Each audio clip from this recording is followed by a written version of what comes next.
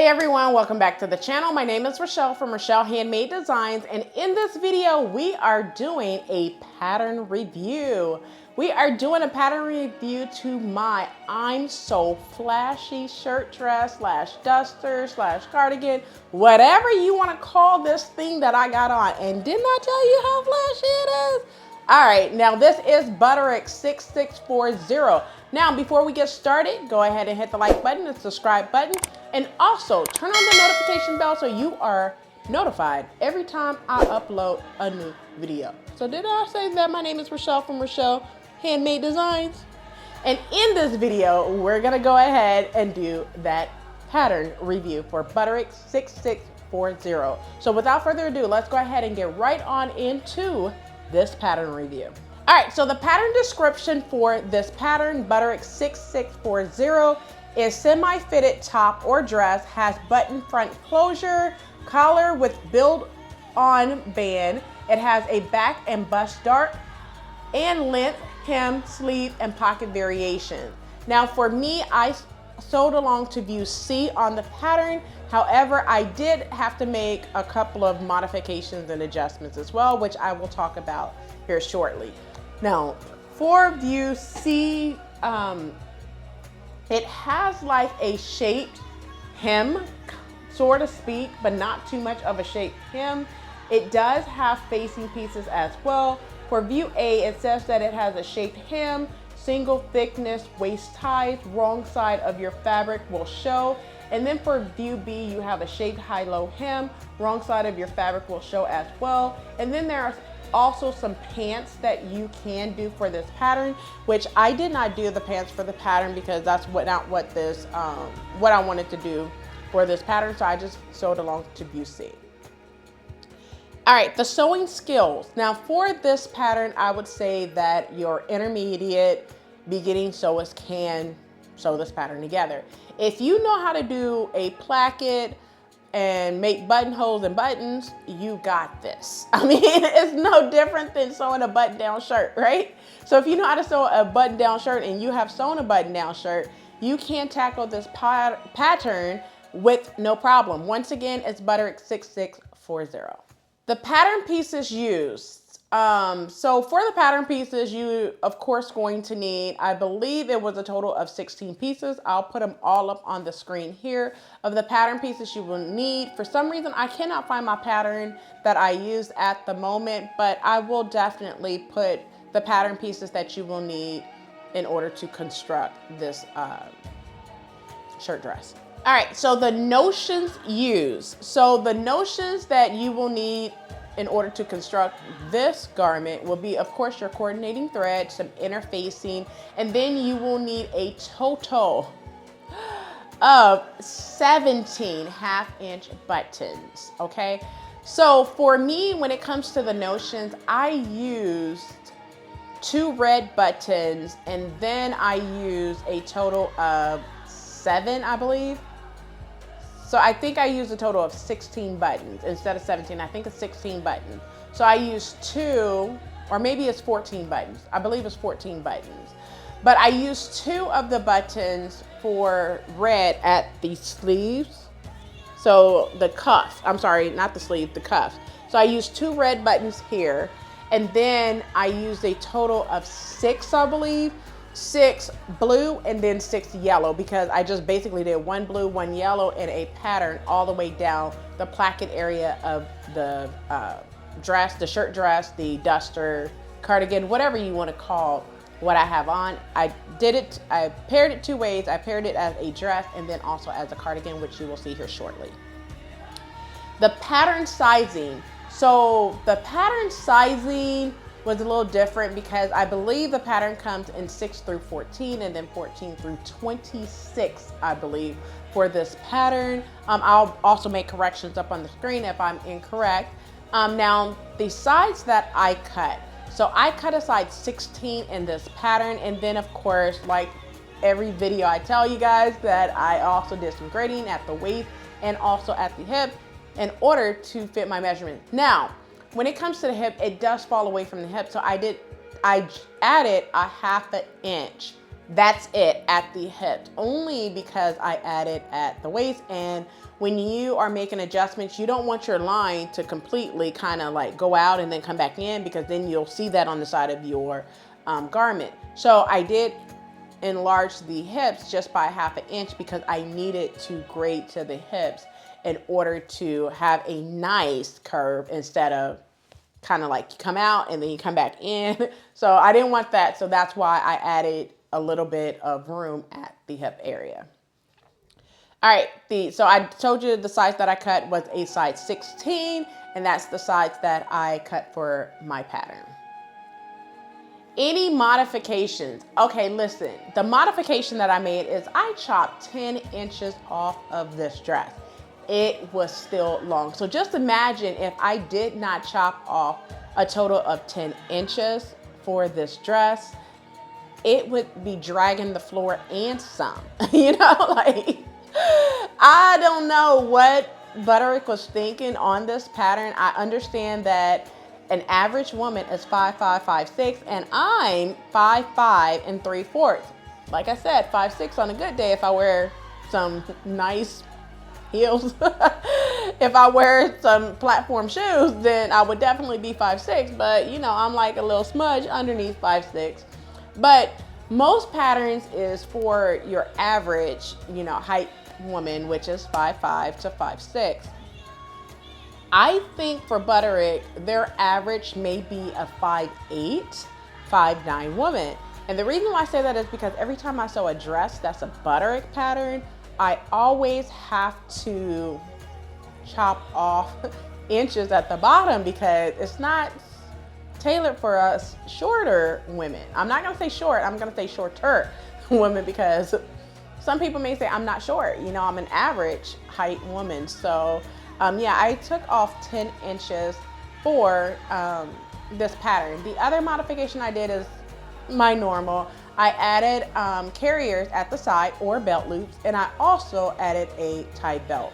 Now, for this tie belt, I just completely drafted a tie belt. And I will show you guys how I did that in a different video if you are interested in how I draft my own tie belt. Not tie bow like I have done before, and I have drafted my own carriers. I showed you guys how I did that. But I will show you in another video on how I draft my own tie belt. So if you notice in the last couple of videos that I did with a tie belt, I utilized Simplicity 8221. And this one, I wanted a thicker tie belt. So I just completely drafted a whole new pattern with some paper. And yeah, I'll show you guys that in a different video. All right, so did the pattern look like the photos on the pattern envelope? Yes. The only difference is the fabric that I chose was super flashy, so it's kind of hard to tell. So originally, when I worked with the bodice, I did pockets and flaps. However, I quickly took them off. And the reason why is because you cannot see the flaps or the pockets on this cardigan, dress, duster, whatever, simply because it's too flashy. Like, it's too flashy, so you can't see it. So I went ahead and took them off. I did not want to color block it because I think this fabric is amazing. I loved it when I seen it. I loved it when I purchased it. I even loved it when I sewed it. I still love it wearing it. So if you don't love the fabric that you purchased, then why buy it? I'm just saying. So I did take the pockets off because of that reason. I would say that I think it would look fabulous if I was to add pockets, not on this one, but like a solid or something, add the pockets and the flaps, add, you know, a tie belt, you know, because you guys know I get tired of just draping the tie belt over a hanger. So I like to put in carriers and a tie belt in my dresses, so I'm not just draping it over a hanger. So that's why I did that. But yes, it does look like the photos on the front of the pattern envelope. Were the instructions easy to follow? So yes, the instructions are so easy to follow. So that's why I say I believe, you know, this is an easy pattern to sew. I think the only thing that could be fuzzy for someone who have not sewn something like this is how you turn back the facing in order to do the hem.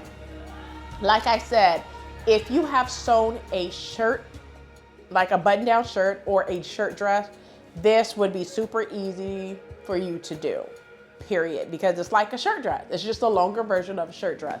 Another thing that I would say that can be fuzzy is if you have never done pleats.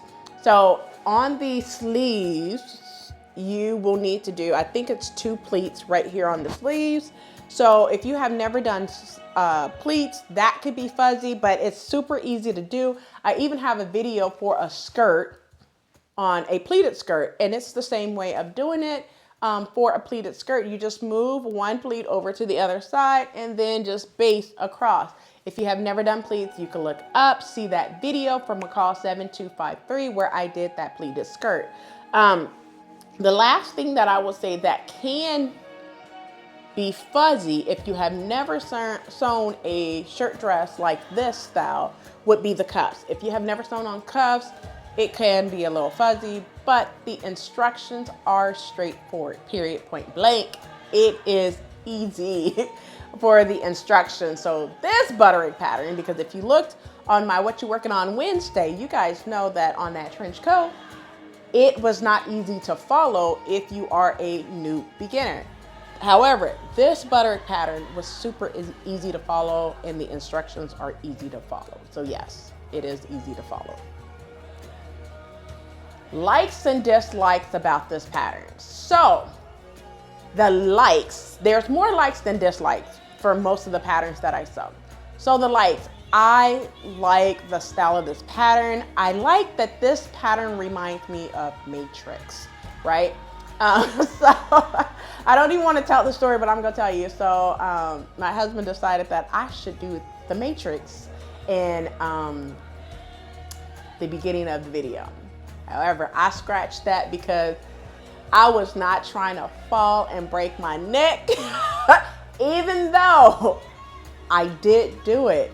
And I decided to scratch it and not put it in the video because just in case I fell, I would not be editing it out because it would have been super duper funny. But I decided not to do it in the video, so you will not see that in this video. All right. All right, so the fabric used for this pattern. So the fabric used is 100% Ankara print. And where did I purchase this fabric from? I purchased this fabric on Etsy from House of Mami Wata. So I purchased this fabric 2019, I think. And I actually sewn with this fabric before. I actually sewn a A-line skirt, self-drafted A-line skirt for my 36th birthday a few years ago. So it's been about 3 years. So 2018 must have been when I purchased this pattern, this fabric. I'm sorry, not pattern, but fabric, because I did sew an A-line skirt with this fabric for my 36th birthday, which I will put a picture up here if I can find it. But that was chapter 36. So yeah, it's been about 2-3 years since I sewn that. But I purchased this fabric from House of Mami Wata. I love it. I do not have any of this fabric left. So I did sew pockets on the side of this dress. However, it does not have pockets. That is the dislike that I don't like for patterns. I do not like patterns that do not give you an option of putting pockets on and you have to draft your own pockets or find another pattern that has pockets. Most of the time, I just use my pocket pattern that I have drafted too. However, once again, the fabric used for this pattern is 100% Ankara print from House of Mami Wata on Etsy, and she might have this fabric in stock, I'm not sure, but just note that the fabric is very waxy. And what I mean by that is, you hear that? I mean, it is waxy. I do not like that portion. However, it will keep you warm. So I was warm in this garment all day. And I did make it long sleeve because I noticed that in my closet it is lacking on long sleeve tops, shirts, whatever. So I will be working on long sleeve shirts that I can wear, you know, and stuff that's just not short sleeves, because when I did my top series, I did a lot of short sleeve shirts and I didn't even realize that until I was finding short shirts for the colder weather. So I will be doing that addition to my closet pretty soon and fill those gaps. All right, so would I sew this pattern again? No. Yes and no, I should say. Yes, because I want to do it in a solid. However, the skirt portion, I would just do the top portion, right? And then the bottom portion, do something else. However, because I didn't already hack this pattern 10 inches, I could just sew it straight out the package now. I would not need to do any adjustments other than what I have already done, and that's make the tie belts, the carriers or belt loops on the side, and then sew on my pockets. So I would sew this again. However, would I want to sew it again the way it is? No, I would make a few modifications to the pattern when I decide to sew it again, if I decide to sew it again. All right, so would I recommend this pattern to others? Yes, yes, yes, yes, yes. I think that you should at least try this pattern. You may actually like this pattern. I actually like the pattern outside of having to chop off 10 inches, but I actually like this pattern, and I would have sewn this for like a battle of the shirt dresses, but this would probably be at the bottom of my list. If I was to sew this as a battle of the shirt dress, this would definitely be at the bottom of the list right now. But I do like this pattern. I think it's interesting. I think that I would actually sew it again. I mean, it's not a bad, horrible pattern outside of the length, the amount of length that you have to cut off at the bottom.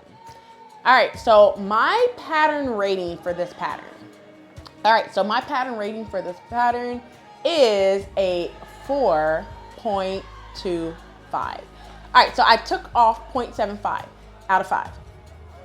So 4.25 out of 5. I took off 0.75 for a few things.